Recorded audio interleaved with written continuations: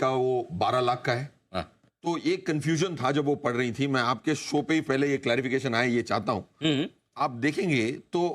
अगर 12 लाख तक की एग्जेम्पशन है तो ये 4, 8, 12, 16, 20, 24 की जो स्लैब रेट्स हैं वो उसका क्या मायने है? वो कैपिटल गेन उन्होंने कहा था, इलस्ट्रेशन से समझ में आएगी, मेरी टीम ने भेजा है। तो मैं ये कह रहा हूं कि ये जो 4, अगर समझो कि किसी के पास 12 लाख की टोटल इनकम है जी, 8 लाख रुपए की सैलरी और 4 लाख की कैपिटल गेन है, वो 4 लाख जाएगा स्लैब वाइज और ये 8 लाख जो सैलरी थी वो एग्जेम्प्ट होगी क्योंकि वो 12 लाख के नीचे है। तो ये जो स्लैब्स हैं उनको भी सिंप्लीफाई कर दिया। आज तक मैं स्लैब रेट हमेशा एक मिनट वापस से बताइए। देखिए वित्त मंत्री जी कह रही कि नई टैक्स रिजिम में आप हैं तो आपको 12 लाख रुपए तक कोई टैक्स नहीं भरना, करेक्ट। और अगर आप सैलरीड एम्प्लॉय हैं तो आपको 75,000 का स्टैंडर्ड डिडक्शन भी मिल रहा है, यानी कि साल भर में मेरा अगर सीटीसी 12,75,000 है तो मुझे कोई चिंता करने की जरूरत नहीं, करेक्ट। अब बताइए अब इसमें क्या बदला है? इसमें यह बदला है कि समझो कि एक इंसान की सिर्फ सीटीसी नहीं होती। अरुण आप ध्यान से सुनिएगा। हाँ जी, हाँ। एक इंसान की समझो 12 लाख की सीटीसी है, हाँ, वो तो एग्जेम्प्ट है जी। वो जो अगर किसी के कैपिटल गेन आती है, अगर 12.5% की कैपिटल गेन है, अगर इक्विटी से कैपिटल गेन आई जी, वो या तो फिर मैक्सिमम 12.5 पे टैक्स होगी, और वो जो स्लैब्स हैं, अगर समझो कि आपकी सैलरी कम है तो स्लैब्स प्रयोग होंगे,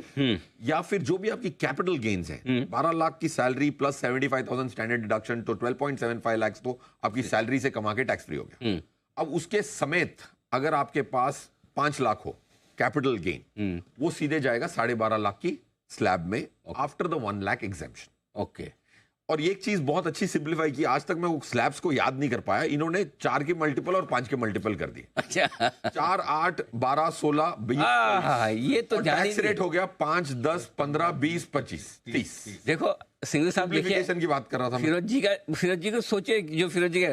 एक मिनट, हम 4 और 5 के पहाड़े में सब रख लिए, उसको भी हम सिंप्लीफिकेशन, न्यूमरोलॉजी का चक्कर है इसमें, उसको भी सिंप्लीफिकेशन मान रहे हैं। सोच लीजिए हर बार कुछ बदल जाता है, याद नहीं रहता है, इतनी उम्मीदें छोड़ दी सिंप्लीफिकेशन की, ये भी सिंप्लीफाई लग रहा है। अनिल जी 4 की ये 5 की वो और 6% जीडीपी ग्रोथ, तो 4, 5, 6 तीनों मसले हो गए बस। This is dialogue of the day, 7% की उम्मीद करते हैं।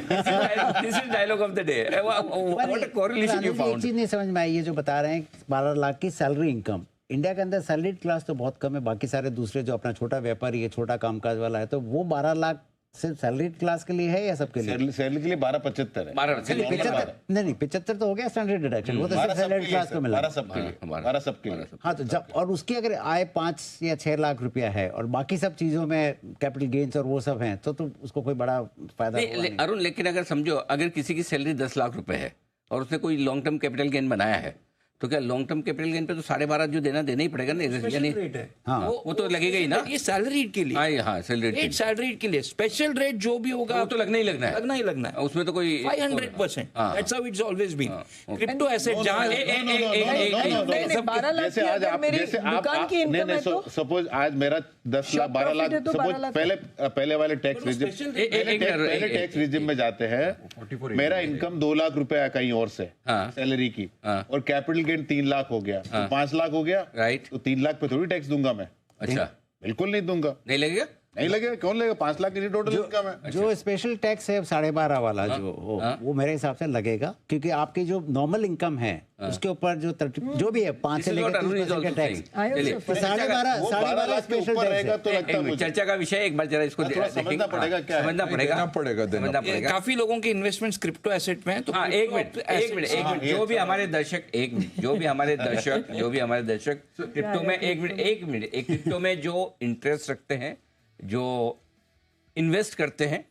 क्रिप्टो में, जिन्होंने पैसा लगाया है, उनके लिए एक इम्पोर्टेंट डेवलपमेंट है क्रिप्टो पर जो आया है इस बजट में। अरुण बताइए। रिपोर्टिंग रिक्वायरमेंट डिटेल कर दिया है। हाँ बताइए। अभी जो भी रिपोर्टिंग एंटिटीज हैं, क्रिप्टो एक्सचेंजेस हैं, इनकम टैक्स डिपार्टमेंट को उनको रिपोर्ट करना पड़ेगा कि क्या क्या क्रिप्टो एसेट्स हैं। तो अगर समझो किसी का इन्वेस्टमेंट है, तो जहां मैं पढ़ रहा हूँ, मतलब जैसे समझो मैंने कोई क्रिप्टो, तो डिपार्टमेंट को मालूम पड़ेगा, तो वो एक्सचेंज को बताना पड़ेगा डिपार्टमेंट को कि अनिल ने ये क्रिप्टो खरीदा है। Yes, in respect of information, in respect of transaction, in such crypto asset in a statement. अब हिंदी में बताओ फॉर्म एंड मैनर नहीं मतलब इसका मतलब है अगर जो भी जैसे एनुअल इंफॉर्मेशन रिटर्न्स हैं जहाँ अपने सब क्रेडिट कार्ड के ट्रांजैक्शंस क्रिप्टो भी इंक्लूड हो गया वैसे क्रिप्टो जैसे ही क्रिप्टो वैसे ही उन्होंने exchange will have to inform about a crypto that you bought और सोल्ड इसका डिपार्टमेंट को मालूम पड़ गया कि काफी इन्वेस्टमेंट्स हैं जो शायद उनको लग रहा है रिपोर्ट ना हो रहे हैं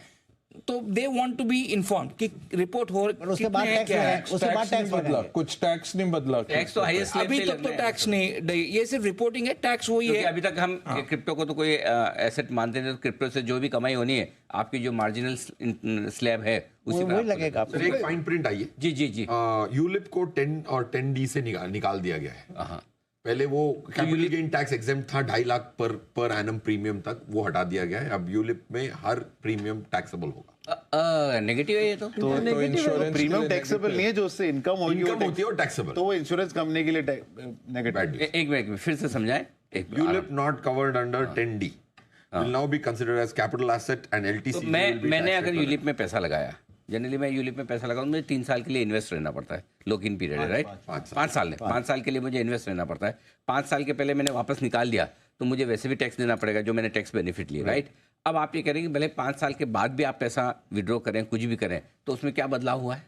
अगर आपने समझो कि आपने 2-2 लाख रुपए की प्रीमियम भरी थी ठीक है या फिर वन टाइम भरी थी ठीक है 2-2 लाख की भरी थी लेट्स अज्यूम 5 साल हो गए आपने 10 लाख डाल दिए ठीक है 5 साल की बढ़त जो है 10 लाख 20 लाख हो गए 15% की कॉम्पाउंडेड ठीक है समझो कि 15 लाख रुपए हो गए हाँ, इतनी अच्छी रिटर्न आ रही होती तो ठीक है टेंशन ही क्या था ठीक है राइट तो 10 लाख हो गए 15 लाख रुपए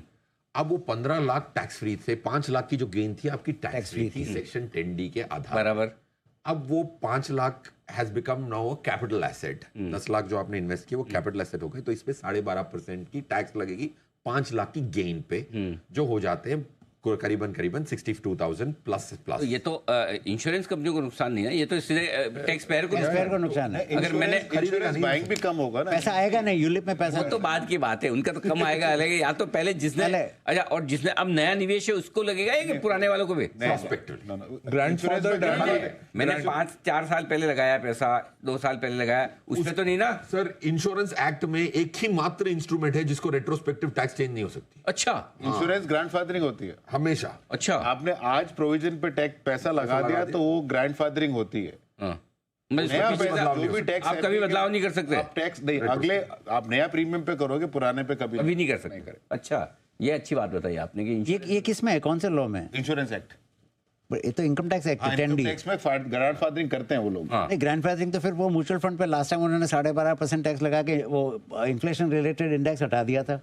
उसमें तो ग्रैंडफादरिंग हुई नहीं यहाँ पे नहीं होती यहाँ पे नहीं मेरे ख्याल से जेटली साहब ग्रैंडफादरिंग में बिलीव करते थे निर्मला जी नहीं करती है नहीं ये इंश्योरेंस इंडस्ट्री है सर इंश्योरेंस नहीं पर वो तो इनकम टैक्स 10D तो इनकम टैक्स है तो वो इंश्योरेंस वो अभी तक हमने देखा नहीं है कि इनकम टैक्स एक्ट में जो चेंजेस होते हैं कभी भी इंश्योरेंस में कभी भी रेट्रोस्पेक्टिव पुराने प्रीमियम पे नहीं लगते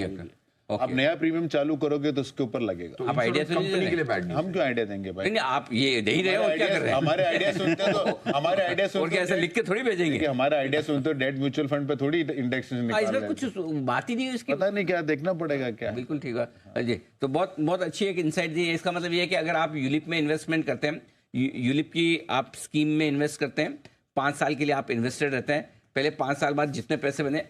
टैक्स फ्री आराम से अब जितना पैसा आपका बना है जितना आपने पैसा डाला वो तो ठीक जितना नया बना है पैसा उस पर लगेगा आपका टैक्स और जाहिर सी बात है 5 साल बाद है तो लॉन्ग टर्म हो जाएगा लॉन्ग टर्म का मतलब 12.5% लगेगा आपको ये देना पड़ेगा इसके अलावा 12.5 नहीं एक्चुअली लॉन्ग टर्म ही होगा ना 12.5 तो नाम है मतलब बाद में सेस पेज लग के वो 14.94 क्या मतलब 12.5 क्यों बोलते हैं हम लोग इफेक्टिव तो आपको 15% देना है ना वैसे आज वो सेस की भी बात की ना वित्त मंत्री जी ने एक ही सेस रखना चाहते हैं उसके अलावा वो कस्टम ड्यूटी की बात हो रही है